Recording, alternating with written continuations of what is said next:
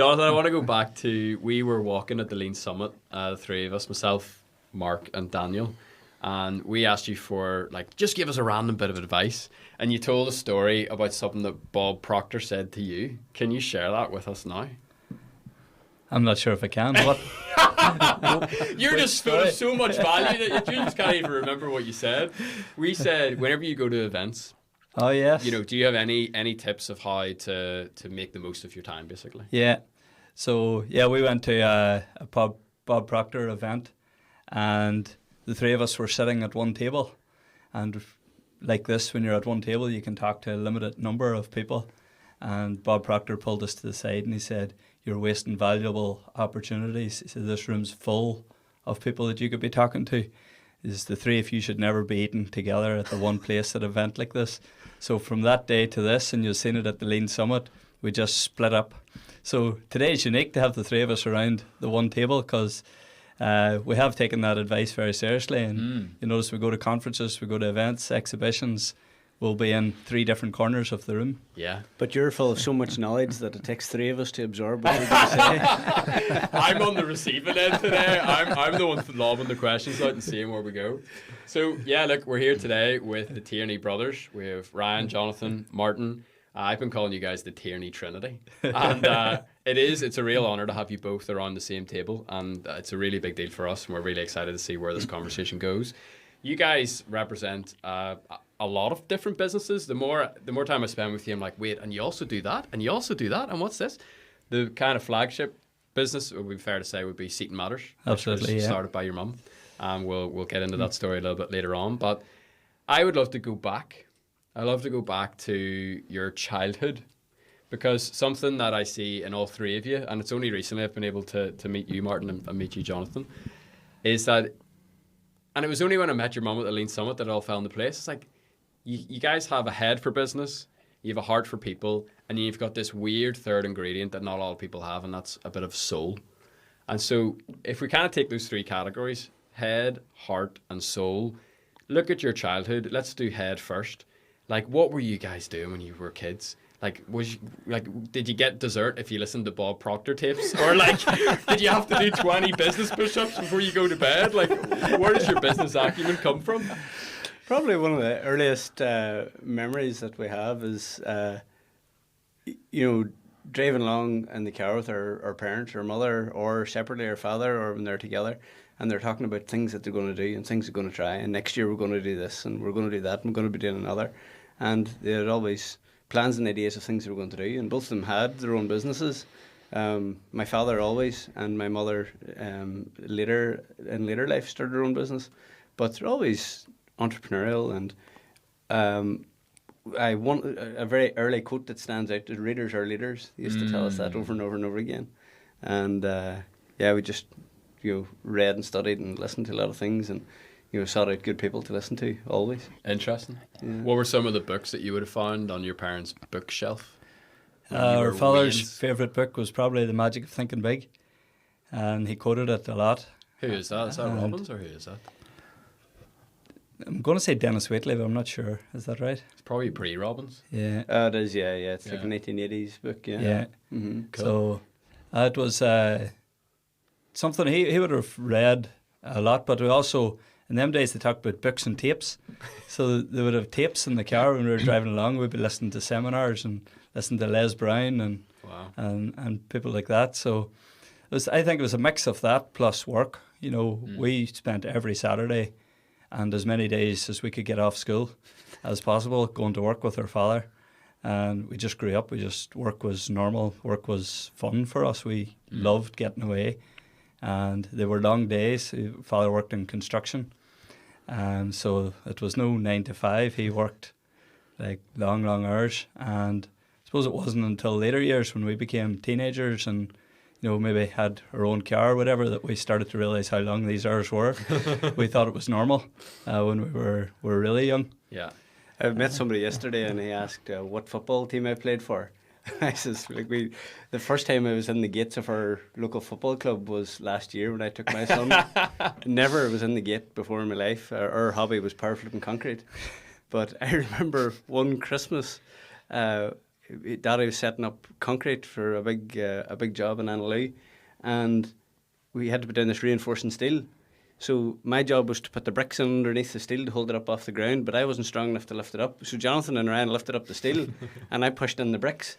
And I distinctly remember looking out the window and seeing these lights in the sky and wondering, was that Santa's sleigh? Wow. So there you are having your Coca-Cola moment while like laying concrete. So I must have been like, no more than 18 because I believed in Santa. It was definitely at primary school, and it must have been like Christmas Eve, and we were out getting ready to put down concrete. So that was just normal. You must have been very young. So, but yeah, that's the way we grew up, and I think we thought that was normal, and I think we've continued that. But it was definitely a mix of work and learning. Yeah.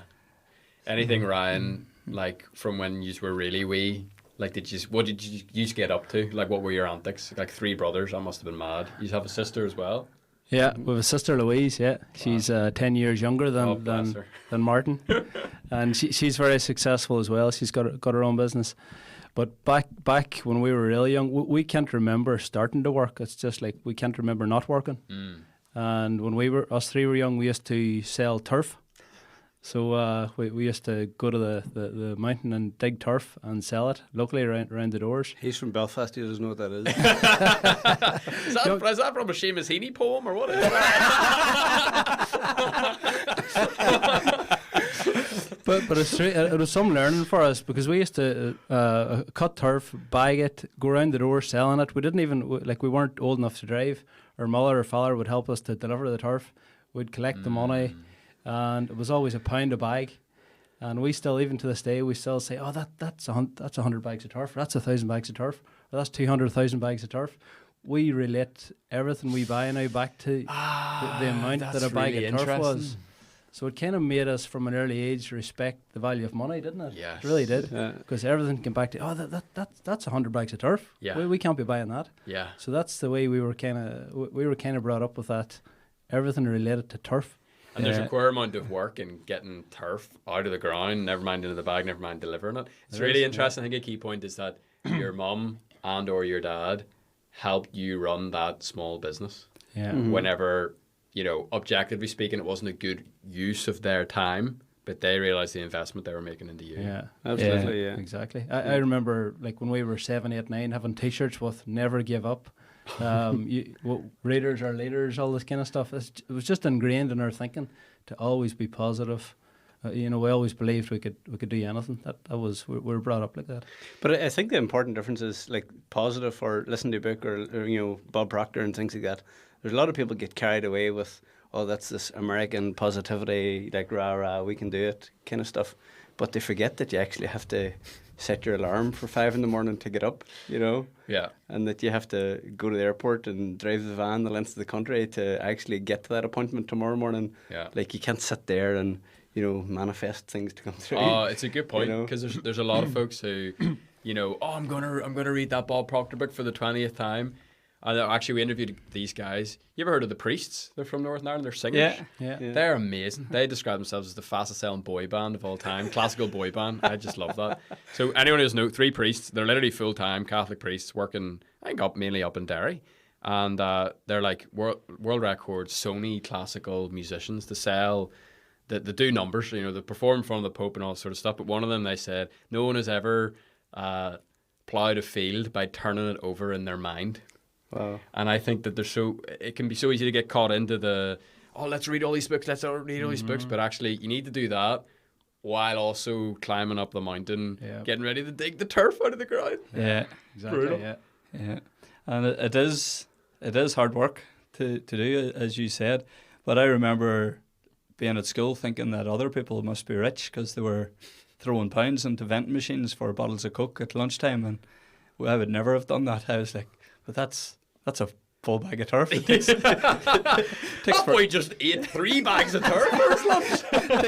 Takes forever to make that kind of money. Yeah. And then when you went to buy a pair of Nike trainers, it was definitely like you were really counting up then. So we suppose the value of money came from that too. So interesting. For me, I always related it back to my first job was a bus boy, and it was I think it was £4 an hour, and it was also £4 to go to the cinema. So I always in my head was, oh, this is 2 cinema tickets, or this is 5 cinema tickets. But I think bag of turf is a far better metaphor. See, your mum and dad, were they abnormal in comparison to the people around them, or did they have a community of like-minded abnormal people, for lack of a better term? I think they're different. Like, they're definitely unique. Our mother wrote a book actually for her grandchildren. We've got children. Each of us have children. She wrote a book of her story for her grandchildren's interest, and then she printed 10 more copies and gave them to her friends, and then she printed 30 more and gave them to her relatives. And she's given or sold hundreds of them at this stage. But actually just bought one yesterday off Amazon. Oh, very good. Yeah, looking forward to it. Yeah, but like, when you see where they started, they lived in rural Northern Ireland in the 60s. No electricity, no water, like no money, and everyone was in the same boat. That's just the way society was back then. And they got from where they are to where they brought us, which was an incredible jump. And where we started, if we do the same amount of growth as they did, God knows how high that is. But from them to go from no electric, no water, living out in, to having a car and a nice house and a business, like that's incredible growth. And they had to have a unique mindset to do that.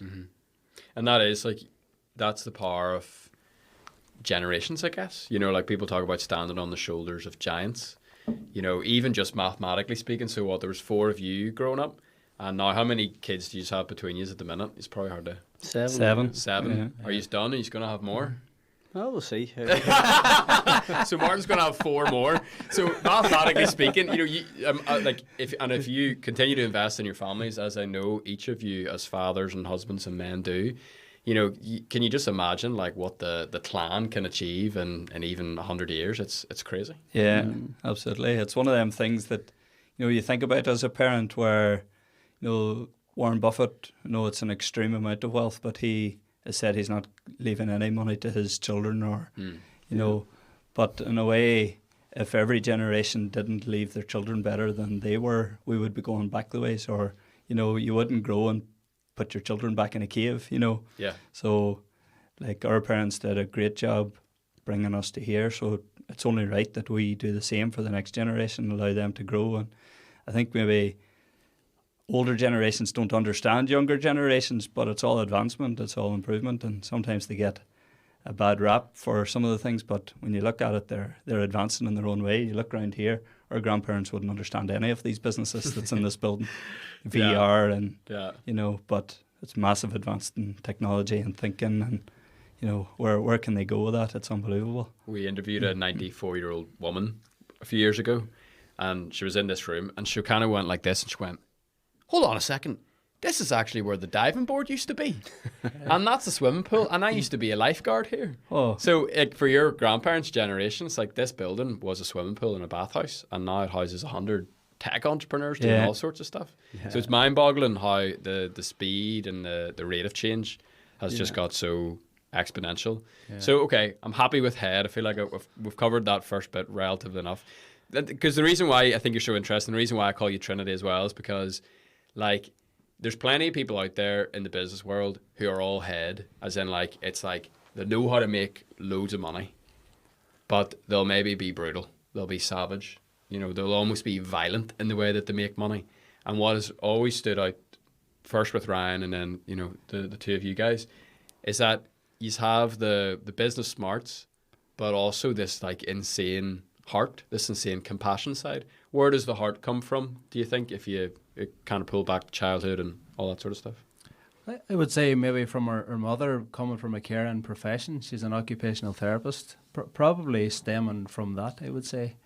Her whole desire was to help and contribute and support and care for her patients, and probably that, I would say, that filtered down into us. So in business, it's not just numbers and statistics and product and productivity and efficiency. There is a real heart behind everything we're doing, and that's evident in everything we're doing. The way we serve our customers, the way we treat our people, I think that's very evident. Yeah. I think if you go back to the origins of Seaton Matters, our father had a construction company, but for 8 years he was making chairs for our mother just to help her patients. Wow. So, and that wasn't a business for them. My father was just helping my mother achieve her goals and what she wanted to do.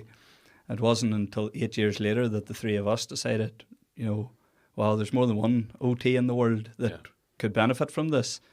And we made it into a business. So the heart of Seaton Matters started purely from, caring about the patient, caring about the people that are looking after the patients. So that compassion, I think, is really powerful. And like Ryan's got me reading the Toyota Way at the minute. And that's the thing that really stands out to me is like they're so focused on service. Yeah. And I think that's really powerful. It's not about just printing money and making cars as fast as possible. It's like they want to contribute back to society. It's quite rare. Yeah, absolutely.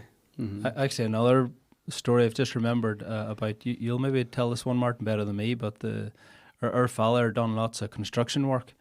And if he done a job for somebody that didn't have the money, he would have done it for free.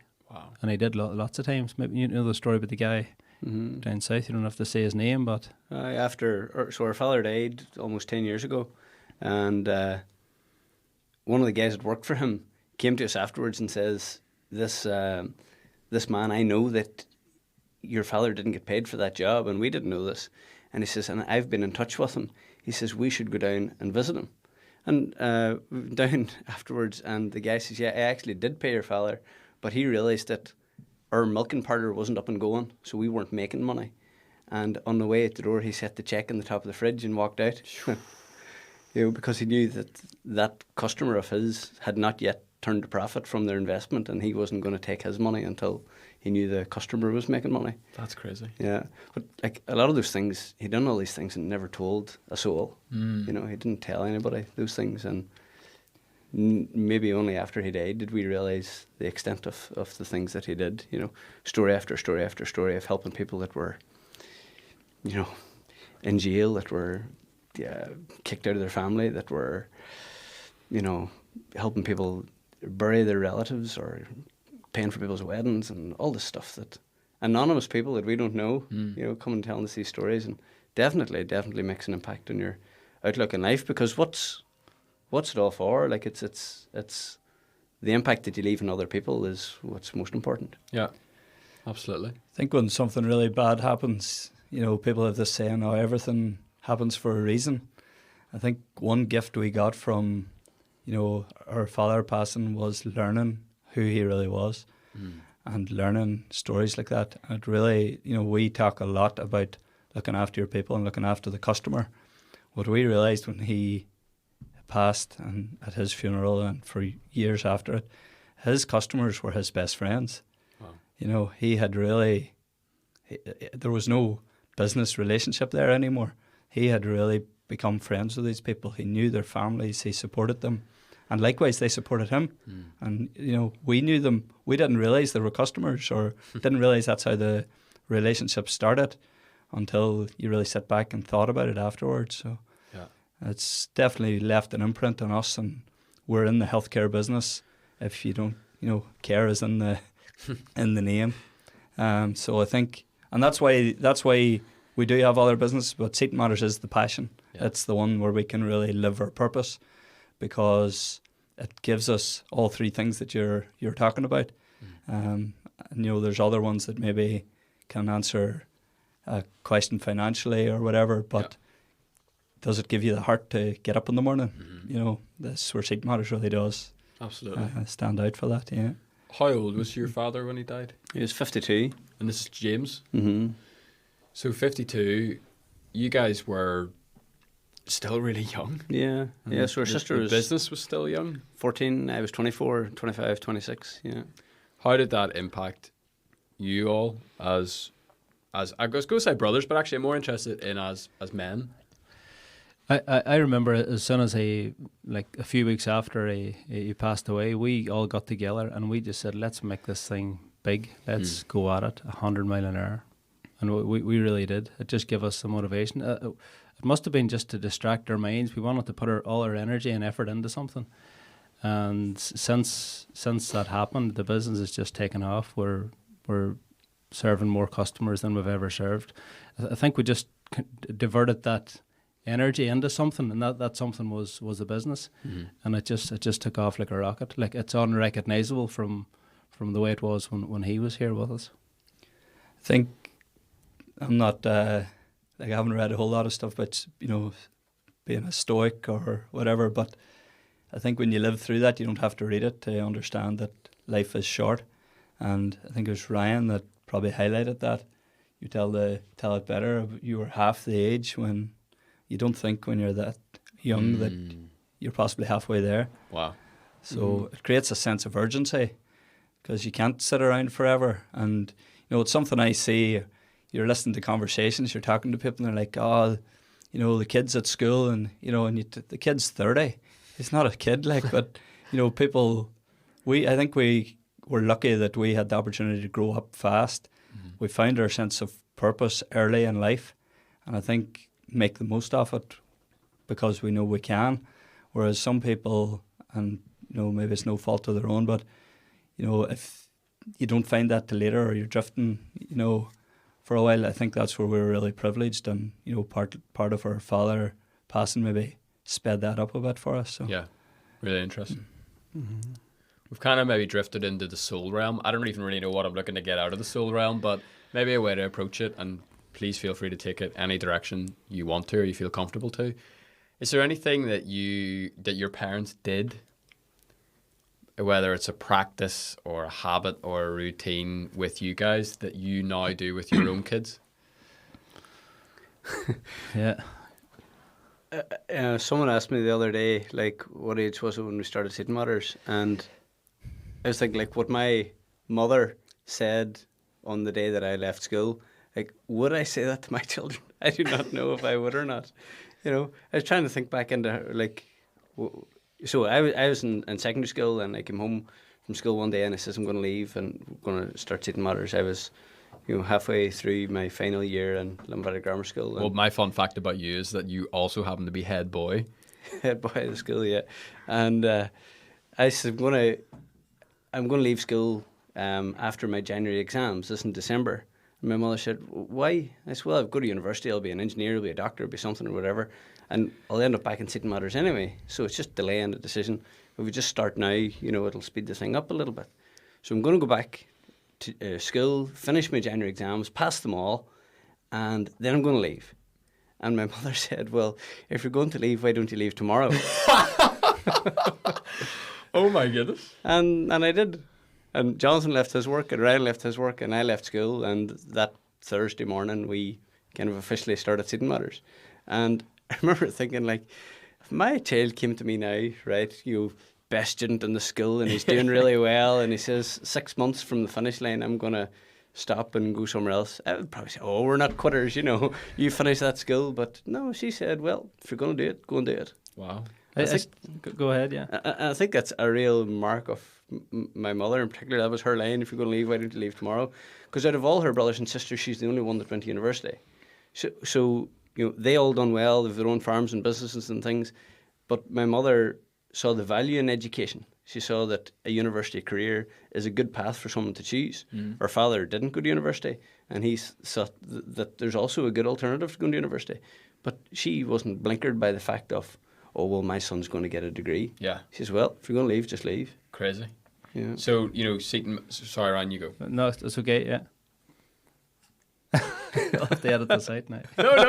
No.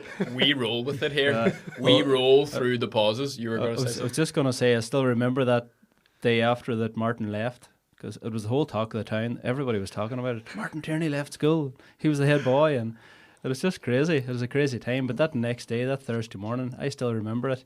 Martin was sitting at a computer. There was like 2 files beside this, like a real big square laptop. I was in the factory trying to make this one chair. Jonathan was in the van, maybe waiting on it to be finished to go and deliver it to show a customer. That's where it started. It was so small. Wow. One wee tiny office and one workshop with the size of this room. One Crazy. workbench. That just brought me back to that. What were you two guys working at the time? I actually worked with my mother, and she ran a disability centre where she'd done assessments based in the northwest. a lot of people at that time, if they needed that type of service, would had to come to Belfast. So there were a lot of people around Derry, Donegal, that were sick. There was a lot of travelling for them. So she set up a base in the northwest for that. So I was actually helping her. So I was in the healthcare space, and probably helped us see that opportunity because I was working in it. Mm-hmm. But I'd like to go back to a conversation that I had with my father, similar to what Martin was saying, and we were talking we had ambitions, to start our own business, and I didn't even know what it was at the time. And I remember talking to him and saying, what would be a good thing to study, like if you want to run your own business, like maybe I should become a solicitor, or maybe I should become an accountant, and our father said, well, if there's 100 roles within a company and you specialise in one, you still have to pay the other 99. So why not just pay the 100 of them? Instead of wasting 5 years, in his opinion, for me. Yeah. Now, it's not a waste if that's your dedication, but school probably wasn't my dedication, and he was smart enough to see that. And maybe in my mind, I thought I had to do these steps before I can start the business, and he just eliminated that thought. He's like, you're going to have to recruit every other job. Why not just add one to that list? And yeah. Really interesting. So takes the pressure off. I think that's inner thinking as a family. Like we don't think like normal people. You question everything. Why are you doing that? But why can you not try this way or try something else? And that came from our background. Like, no, just leave school now. Just don't go to university. Think different. Yeah. So think different is probably the theme of our family. We don't think like the masses. Yeah. I remember Bob Proctor saying, if you see 100 people going in this direction and there's one going the other direction, he says, follow the one and you'll never make another mistake as long as you live. Mm-hmm. That's a crazy That's statement. kind of the way we think. If there's 100 going this way and one going this way, we're going with the one. How did you guys meet Bob Proctor? So other podcast in the talk. Do you know the story? I've no idea, no. Oh, wow. So I've got my own perspective in the story, but Gooey's first. I've told this story a few times. Usually we're not on a podcast, so I don't know how it goes down when it's recorded. It's on record now. But myself and Ryan had been to Australia, and we spent we went away it was supposed to be a 3-week trip, and we ended up being away for 9 weeks travelling. I was 18, I think you were 17 or 18 and 19, something around that. And on our way home again, after being away for 3 months, we saw this cruise, Bob Proctor cruise, and there was all these speakers, Jack Canfield, and Oh, wow. all these big names that we had only ever read their books before. Yeah. And we thought, wow, like this would be unbelievable. So we went home, and our parents right away thought, well, gee, that would be a great trip. And we took a friend with us as well, and who had read all the books, and so off we went to the Mexican Riviera cruise. And on day 2 of the cruise, the cruise line's typical stops in different places. So how it worked, when you were on the boat, they ran seminars, and you could go to different theatres, and you could hear them talking. And then during the day, you get off the boat like a normal holiday, and you went and sightseed or whatever. So we went, Ryan and I and another friend of ours went and hired out 3 jet skis.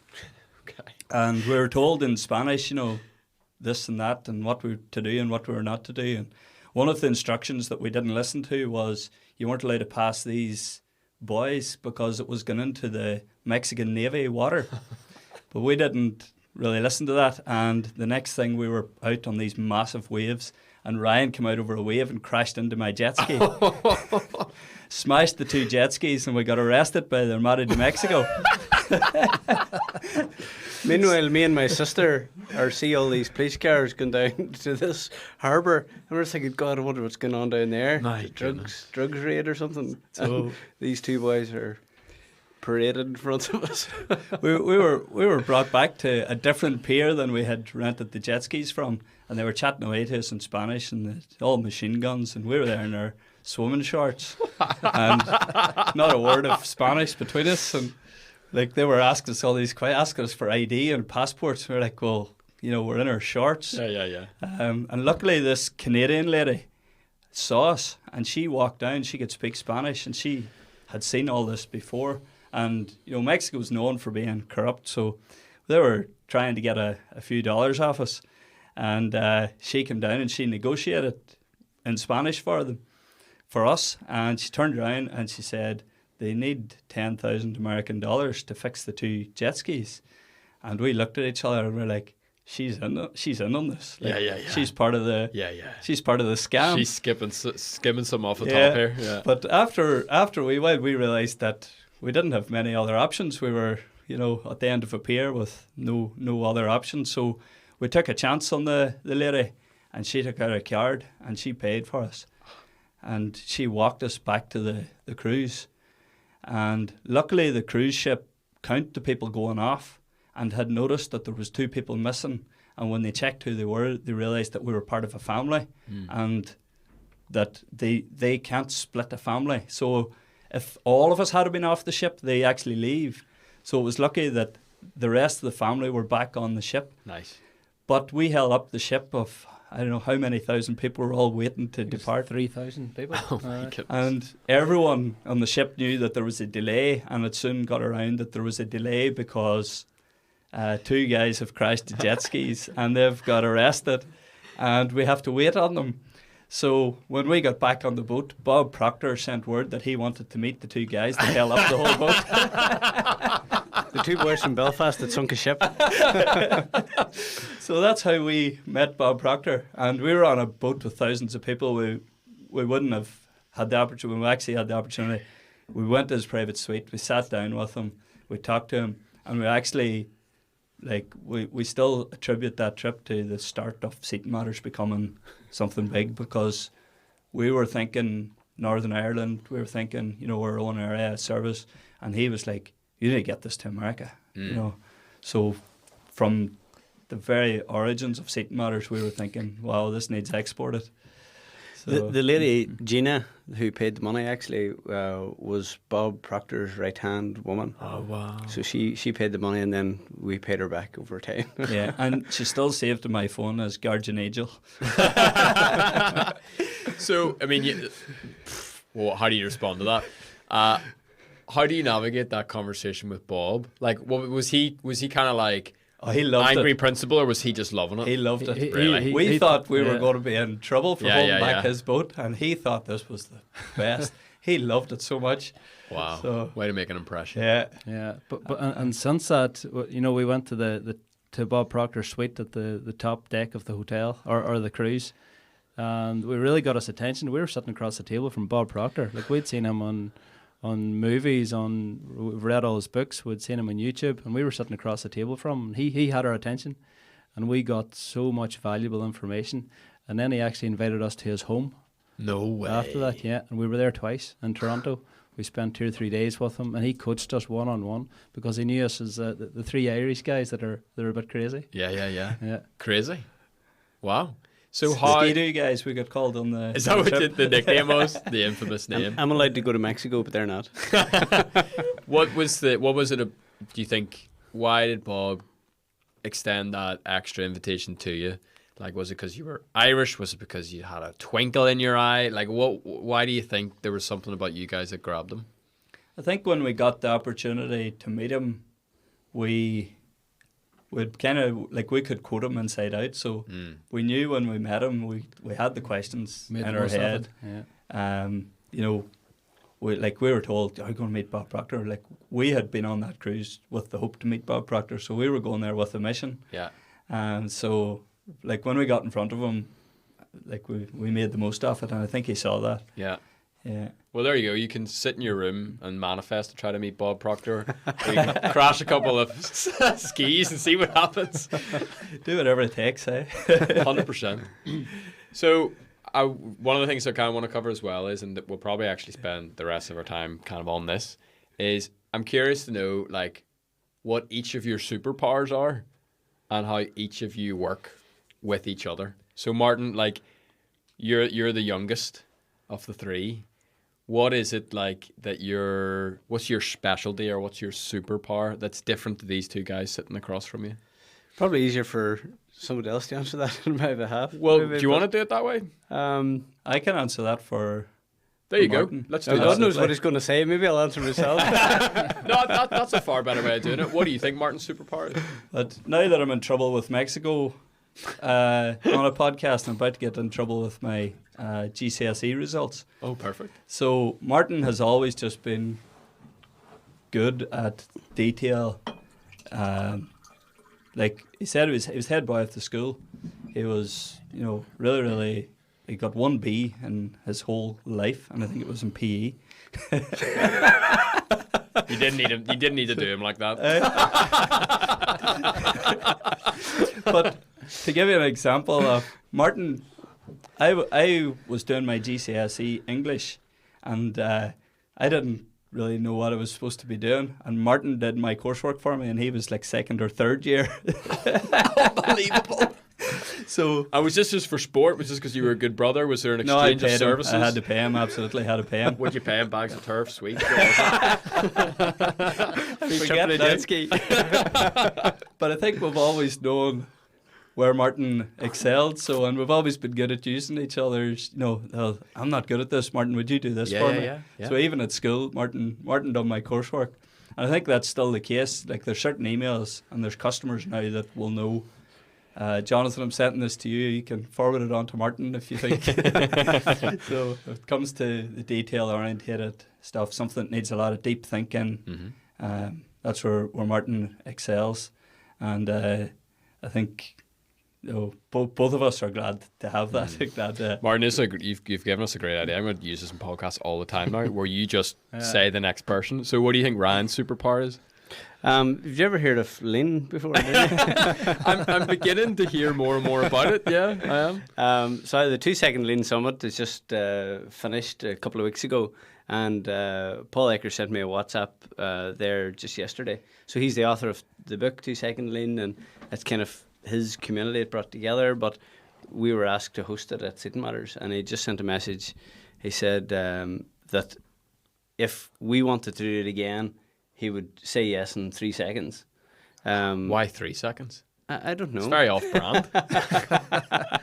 2 seconds. So obviously that summit is down to Ryan's work, his commitment to it. Jonathan and I kind of intellectually understood lean at the very start, but it was Ryan's drive to make it happen that made sure that we're leading in lean. Yeah. If it was up to me and Jonathan, it probably would have been 10 or 20% of what it is, So what is it about Ryan, like behind lean, that allowed him to make lean so successful? I think focus is one of Ryan's favourite words. So pick something and stick with it until it's done.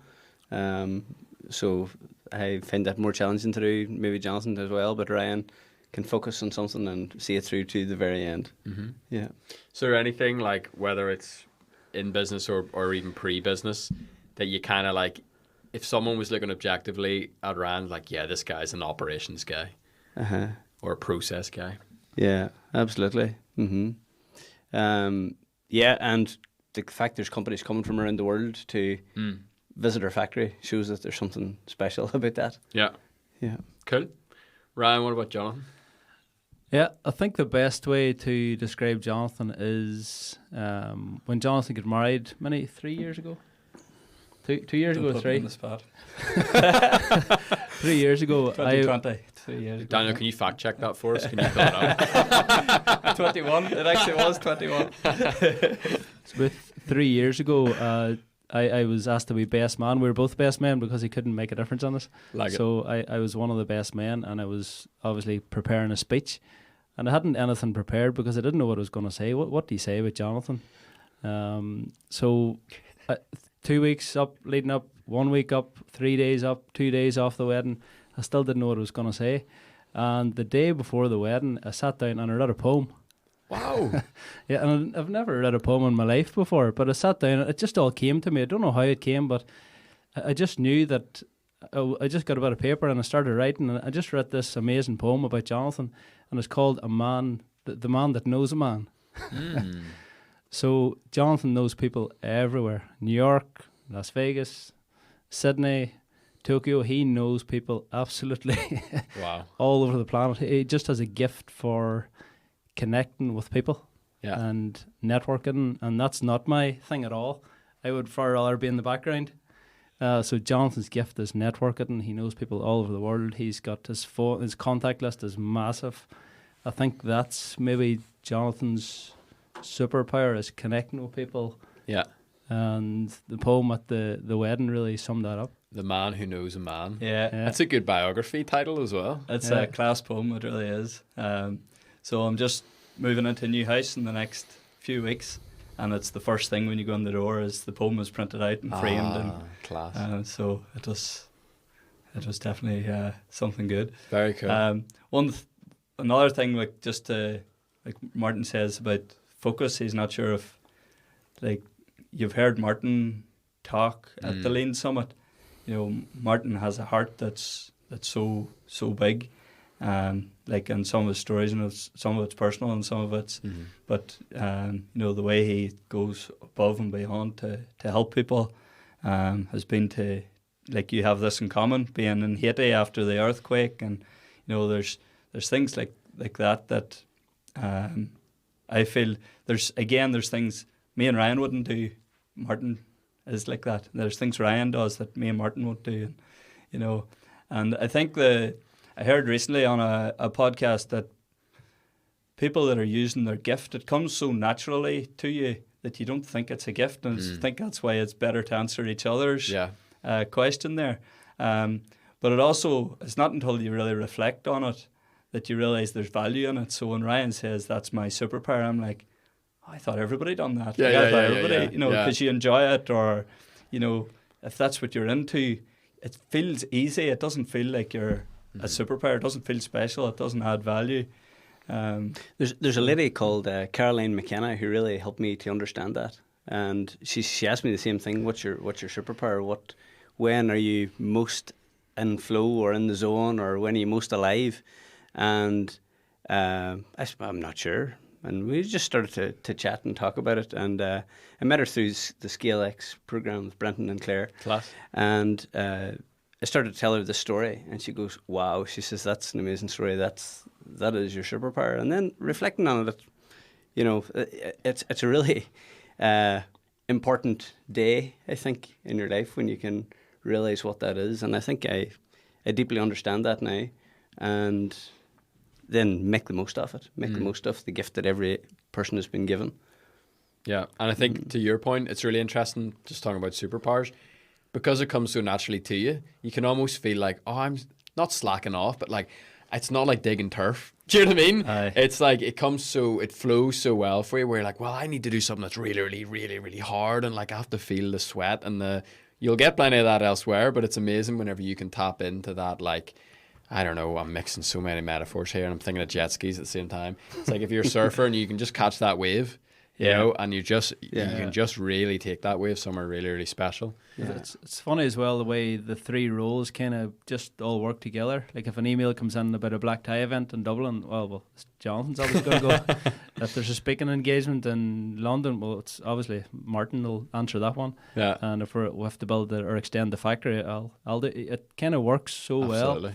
And nobody has to say, do you want to do that or will I do that? You just, that's obviously Martin, that's obviously me, that's obviously Jonathan. Yeah. I was chatting to Mark Braun, who was speaking at the summit, and we were having a conversation over dinner, and I was asking, you know, why do you think Seaton Matters is so successful? And there was a group discussion, there was a healthy debate. These are all the conversations you guys don't get to hear. And Mark Braun turned around, he says, it's the brothers. He says it's the synergy and the complementary superpowers of the brothers. So you guys have been given a real gift to be born into a family with a mum and dad that have prepared you in the way that they've prepared you. You've been given a great gift to have such great relationships with each other. Obviously, there's a lot of nurturing in there as well. How do you guys protect that? Just go back. I would challenge that a wee bit. Please. You know, in that it's not about us. It's definitely not. Like, you know, we were given a set of circumstances on the day that we were born, and we've got abilities that, you know, I've got my own abilities and Jonathan and I have their own abilities. It's not about us. It's about the people that need our chairs first and foremost. Like, this person, I was talking about him 3 days ago. His name was Barry, and he lived in Glace Bay, Nova Scotia, and he was a sailor. He worked in the Canadian Navy, and he'd sailed all around the world. And we heard my accent. He asked where I was from, and I told him. He says, "Oh yes, I've been in Belfast, and I've been in Dublin, and I've been, Sydney Harbour, and he'd been all these ports around the world." He is in this nursing home, staring at the floor, and he was on a peg feed because he had this kyphotic position. His back was curved, or like they would have called it a hump in your back years ago. Sure. This kyphotic posture. He couldn't swallow food, and a chair that we made in Limavady allowed that man to sit up, look out the window of this nursing home in Nova Scotia, Glace Bay. It was a beautiful place where Marconi sent his first radio transmission from Ballycastle, actually. And he was able to get off a peg feed and swallow food again in 7 weeks. And I remember seeing this man thinking, oh my God, we have to help more Barrys in the world. There's more people like him that are suffering and in pain, who have pressure ulcers, that are dying as a result of them. Yeah. And we have something that can help those people. Yeah. Like, it's nearly an obligation to help those people. And then outside of the industry that we're in, like, you look at companies like Cadbury, or I think it was the Lever Brothers maybe, or they set up their businesses as a force for good in their community. Like Bourneville, the village in Birmingham, Cadbury set that up with sports facilities and cricket pitches and houses and everything for the workers. Guinness did the same in Dublin. Yeah. Healthcare, hospitals, education. If a Guinness worker died, they paid the wages of the employee to his wife until the youngest child turned 18. So they used their business as a force for good. And I think from our perspective, what drives us on is, first of all, we're up the Carnamuff Road in Ballykelly. It's not exactly Manhattan. There's a group of people there, brilliant team of people that are actually relying on seating matters to pay their mortgage. Mm-hmm. And there's a group of patients out there that actually need the product that those people make. And in a big way, we're driven to help those people. Absolutely. It's about them. Yeah. And I think to add to that, people that know us might think it's us here. But if you're in Australia, people in Australia don't know who we are. Sure. But the Seat Matters people in Australia see that exact same thing, that they want to help their patients. And I've spent 3 weeks there earlier in the year, and I've never felt more at home. I was like, I flew across the world, and I'm with people that are exact same passion. Crazy. You go to Chicago, and our team there. You go to the Midlands, like, follow Connor Lynch on LinkedIn. Mm-hmm. He's one of the best in Seat Matters at social media. If you want to see passion for helping patients, so it's throughout, and there's a certain amount that we can explain to somebody, but it's when they go and take a person who has been in bed for months or years and get them up, sitting into a chair, that totally changes the way they think, and then there's no stopping them. Once they've seen it, they can't unsee it. Yeah. Remember, one of the first assessments I did was not too far from here, and the wee girl was called Dervla, and she was maybe like 12, 13 years old, and her mother said, we need to get a chair for her so that she can come into the dining room in the house and sit with the rest of us. Postural complications and whatever, and it's a challenge to sit up. And she wanted a chair with a reading lamp on it that had to be a specific width to get through the doorways, because she had to get into the room with her mother. And I remember going back to the factory, and Ryan's like, a reading lamp? Like, how do you put a reading lamp in a chair? I've never done that before. And we went and get these components from suppliers, and we made up this chair. And about 2 weeks later, I brought the chair back to this wee girl's house and went into the bedroom with the parents and the occupational therapist, and we get the wee girl, Dervla, her name was, sitting in the chair, and her mother started to cry, and she goes, that's so lovely, she says, now we can bring her into the dining room to have lunch with us. And she goes, honestly, Mommy, I'm 13 and don't want to sit with you. It was so funny, because everybody had went to all this effort to make it perfect for her, and she's just like, well, I'm a teenager, I don't want to sit with her. Being teenagers. But just a lovely family scenario that we were able to enable this bit of fun between the family with a product that our mother designed, her father made the first one, and the team in Seaton Matters are making them every day. It's great. No, I appreciate the challenge you give because I think those were really good points that you brought in. So I appreciate you stepping in. I think that was really important. And then from my side, people wonder why you were so successful at Lean. Yeah. It's the pull from the customer. So at our morning meeting, as you've seen a few times, it's not we're making 20 chairs today. We're changing 20 people's lives today. Right. So it's not a production target. It's 4:30, and we have to get 2 more chairs out before 5 o'clock. That's 2 more people. It's not upholstery and metal and wood. It's 2 more people that we can serve in the next half an hour. Yeah. Let's get it out. Absolutely. And members of our family have used our products in the end stages of their life. You can't underestimate the impact that has on a person, getting them out of bed, having them up and sitting, and having their children coming in and having a conversation with them. They think, oh, he's doing really well, look, he's up and sitting today, to change that person's life, memories for that family before their relative passed on. And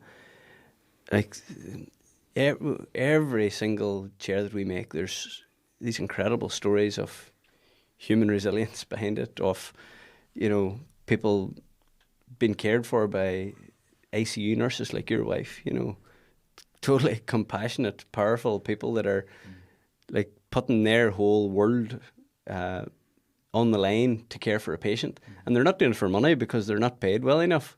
They're doing it because they're compassionate, kind, caring people. And, we're driven by that to try and help people like your wife do her job better in an ICU, or, help a caregiver in a care home to care for a 90-year-old lady with no living relatives who has Parkinson's disease, or, So how do you keep it all together? There's plenty of families fall out, plenty of brothers start businesses. The stakes are high, as you've laid out. There's people relying on you. Your team of 60 people in Seat Matters and beyond. There's mortgages, there's families, there's communities. You're a force for good in Limavady. The further you go, the more there is at stake. And so between the three of you, how are you going to plan on keeping it all together and your relationships, keeping them together? Yeah, it's something we think a lot about, to be honest, and we've got better at it over this past couple of years. We have good people advising us on how to structure things and organise things.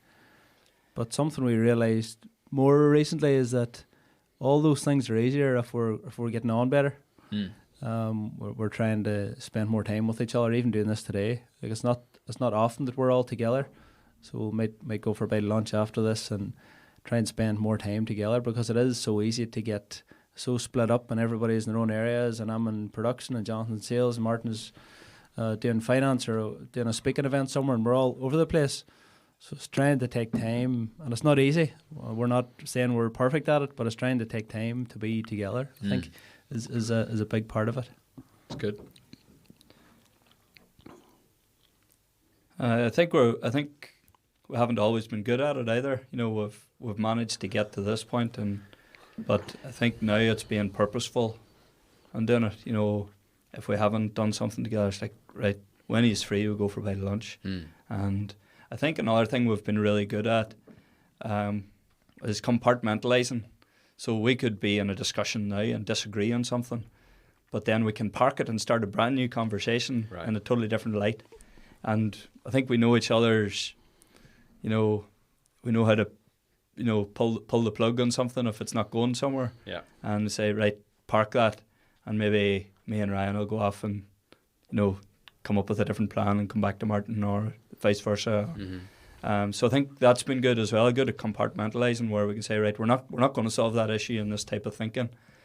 What about this customer? What about that? And move on and can start again. We can do that really well within a meeting. The exact same meeting, the exact same car drive, we could have an argument and then go, right, stop, and go again. So I think that helps as well, just being sort of mature about it. There's kind of a shorthand as well that you can use when it's three brothers, that if it was, two strangers on the other side of the table, it would take you an extra hour to explain your perspective. But you could say that the interpersonal HR policy can be cutthroat at times. Some would call it efficient. But it's very efficient, yeah. Yeah, but I was at a family business event speaking at it yesterday, and one of the points made was that a family business run well is the best business that there is, and that's an important thing to nurture and develop, and it's going good to date, and it should go better in the future. Absolutely. I think we've also, I don't know if we always achieve it, but we also think of the other people, because it started with just the three of us. The next person in, our mother used to say that she had sons all over the place, because every time we brought somebody else into Seaton Matters, they kind of treat them as, try and keep that family feel, and even in the communication, that you don't have to go through a politically correct procedure. You can call someone out and say, here, what about this, what about that? Shorthand and move on again. And one of the images that we have at Seaton Matters is the Brownlee brothers, where we talk about the Seating Matters DNA. The DNA is D is driven by growth, N is never give up, and A is a servant's heart. And the Brownlee brothers, who we have is the picture of that. The one where they're like almost at the finish line, and one of them's fell, and the other one comes over and puts his arm around them. And that's what we try to build, not just within the brothers, but within the wider team. Yeah. That you'll put your arm around someone and get them over the finish line, and that comes first. And I think we've taken that model and trying to expand it into outside of the three brothers. Yeah, and we have to be very purposeful in that, because we're at the point. Well, we were at the point a few years ago where we actually can't run the business ourselves. And we've brought in a team, a management team, who are actually each running their own department, and we're kind of overseeing it. And we're looking at acquisition as well. With 2 companies in the works at the minute that we're looking to bring into the Seaton Matters family, and that building that real team culture and that DNA, acting like the Brownlee brothers. If one of us falls down, that I'll sacrifice myself to go and put my arm around him and bring him up. And we're trying to instill that in our team. And as the team grows, we have to be very deliberate in cultivating that, because it doesn't happen by accident. And the other thing, we haven't done it before. So we're learning as we go along, and our team are brilliant because they are far better than us in so many different things. Salespeople that are much better at sales than us, clinical researchers that know much more about medical conditions than us, educators who are far better speakers than us. And all we're doing is kind of bringing that team together and helping them work together. Yeah. We're also very aware as well that people don't so much listen to what we say, but they'll watch what we do. So we're very aware that, for us to build a culture, we need to be living and eating, sleeping and breathing the culture. We need to be that culture. We need to be that we need to be the people that we want our people to be. So they're watching our every move. If we do something out of character or kind of diversify away from our DNA, that is all noticed, and we're noticeable, and we're very, very aware of that. So it's something that we remind ourselves of a lot. And we're not perfect at it, but it's something, I think that's why a lot of companies shy away from being outspoken about their culture, because it's hard to be perfect. It's hard to say this is what we are, because you're not always 100% like that. You're going to drift off, and then it stands out. So it's easier to shy back and not put it in writing and tell the world, make YouTube videos, because then if you go outside of that, nobody's calling you out on it. Whereas, like, it's very obvious when we do something, and it's probably more obvious to us than it is even to others. But I think that's, if you have... And the best example of that is a few weeks ago when we were called out on it. And someone in the team says, look, I don't think that is in line with our principles. I don't think we should do that. And we're like, fair enough. Yep, you're exactly right. Yeah, let's stop, change, turn, because you're right and I'm wrong. Yeah. And that's class. Yeah. That's brilliant to have that. Crazy. Wrapping up, do you guys have a mission? Do you have a vision? Do you have a clarified purpose? We have a full book that describes our... So there's a book called The Vivid Vision that talks about mission statements not being clear enough, and we had a mission statement that the three of us understood. But it was really hard for our customers to know, well, what does that mean for me? Or it was hard for someone working in the factory or one of our distributors. So we have created a whole book called The Vivid Vision, and it outlines over probably 28, 30 pages what that is. So we'd be happy to share that with anybody. It's really hard to get into, you know, a 28-pager book if in one line. That's the point, that the mission statement isn't. Well, between the three of yous, could you roughly describe the direction that you want to go and the impact you want to make? I think, again, what Ryan said, it's pull from the customer. You know, you look at, could you guess how much pressure injuries or bed sores cost the UK every year? Not even remotely. Billions and billions and billions of pounds.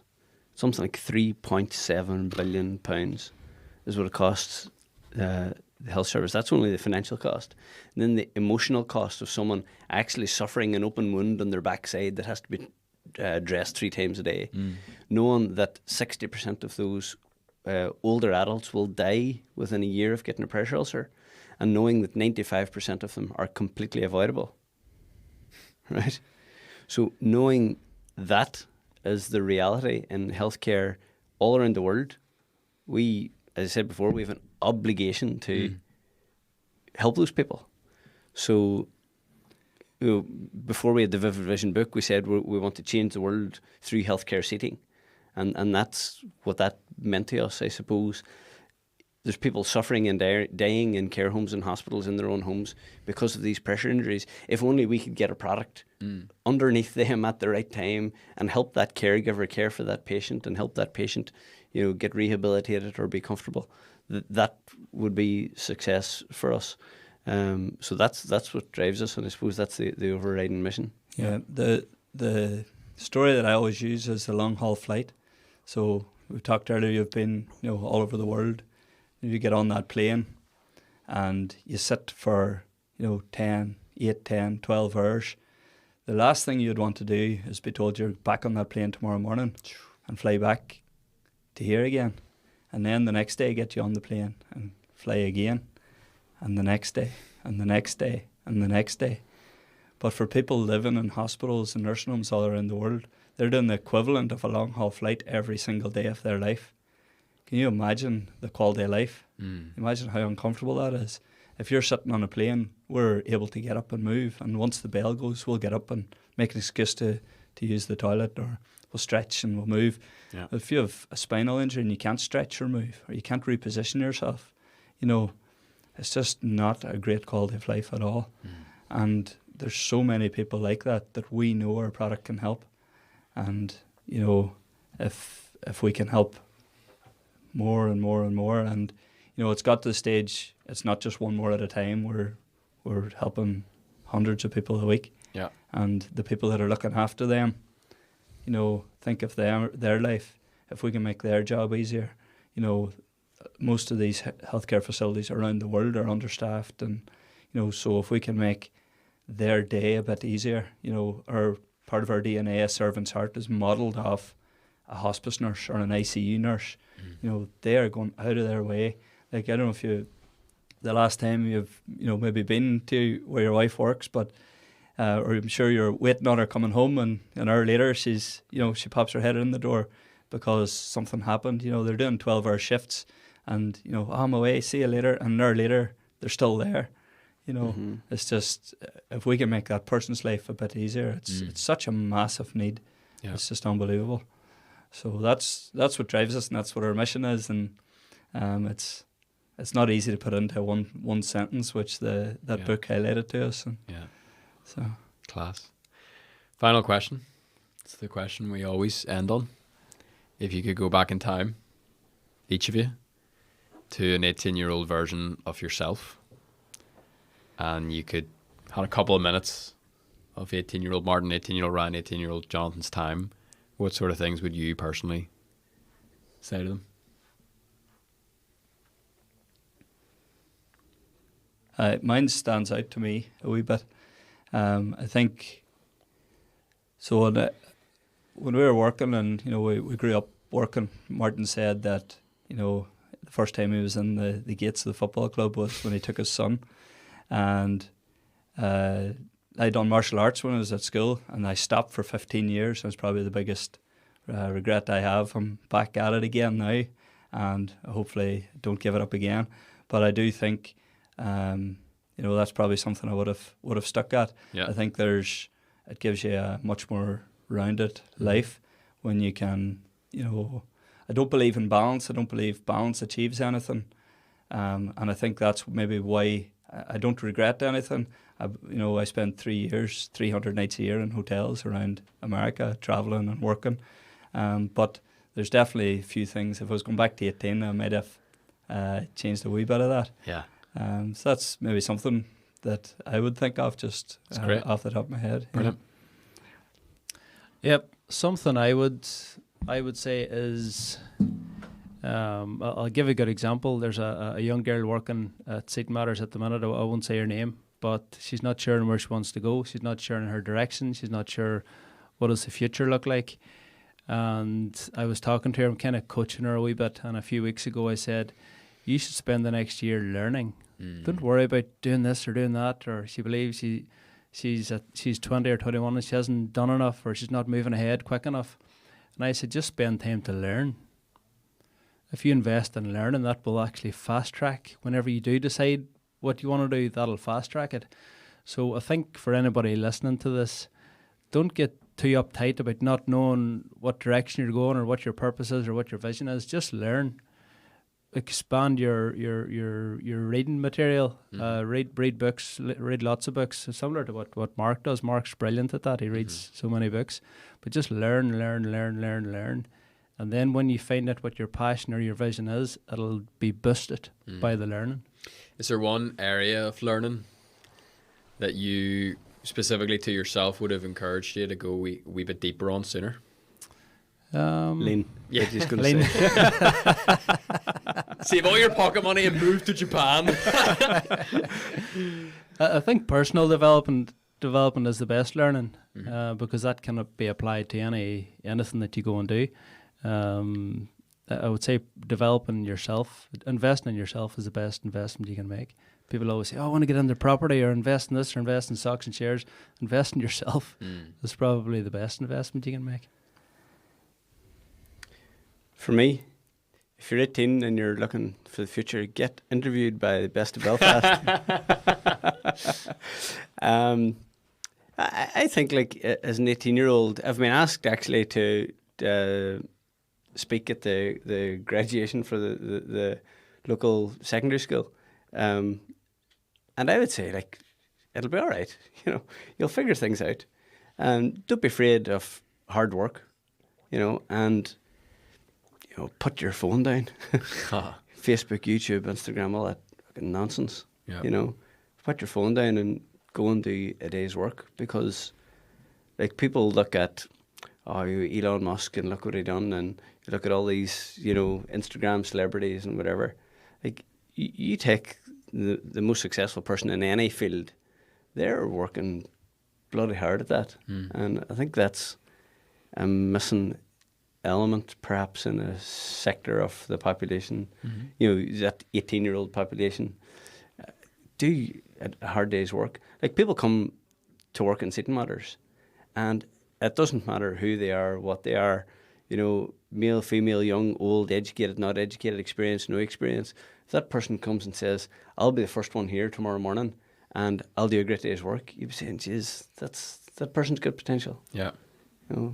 It's very simple advice, but I think it's very important advice. For me, this whole conversation, it comes back to the turf. And there's a quote that I don't know who shared this with me, and they said, sometimes having faith that moves mountains looks an awful lot like walking towards a mountain with a pickaxe in your hand. And it's like you said earlier, it's the combination of you need the books, but you need the action. Yeah. And I think all three of you guys model that very well, where you do the hard work, but you also do the work you're talking about, Ryan, where you work on yourself and you do the development. Guys, thank you for your time. I really, really appreciate it. It's been a blast. Thank you. It's been brilliant. Thanks.